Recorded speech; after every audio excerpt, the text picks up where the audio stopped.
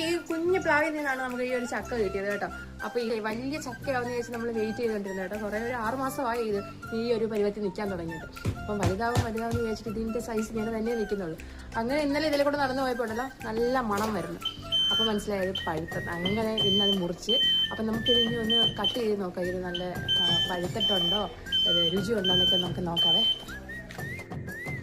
അങ്ങനെ ഇച്ചിരിയില്ലാത്ത കുഞ്ഞഞ്ചക്ക ഞാൻ മുറിക്കുന്നതുകൊണ്ട് നിങ്ങൾ ചിലപ്പോൾ എന്നെ ഓടിച്ചിട്ടടിക്കും കേട്ടോ. ചക്ക മുറിക്കാൻ അറിയാവുന്നവരൊക്കെ.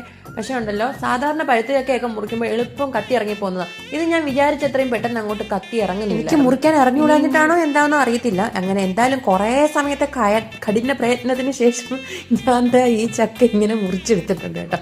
പക്ഷെ നല്ല മണം ഉണ്ടെങ്കിലും ഉണ്ടല്ലോ, ഇതെടുത്ത് കഴിച്ചു നോക്കിയപ്പോൾ വിചാരിച്ചത്രയുള്ള ആ ഒരു മധുരം ഇതിന് വന്നിട്ടില്ല. എന്ന് വെച്ചാൽ ഇത് അത്ര അങ്ങോട്ട് നന്നായിട്ട് പഴുത്തിട്ടില്ല. അതുകൊണ്ട് ഞാനിത് അങ്ങ് അടച്ചു വെച്ചു.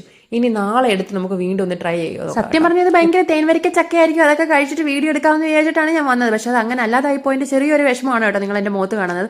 ഇനി ആ വിഷമം മാറാൻ വേണ്ടി ഞാൻ കുറച്ച് ചോറും കഴിക്കുന്നുണ്ട്. നല്ല കൊഞ്ച് തീയലുണ്ടായിരുന്നേ, പിന്നെ പുളിശ്ശേരിയും തോരനും കുറച്ച് അച്ചാറും പിന്നെ ഒരു മത്തി വറുത്തതും കൂടി ഞാൻ ഇച്ചിരി ചോറുണ്ടങ്ങ് സമാധാനിച്ച്.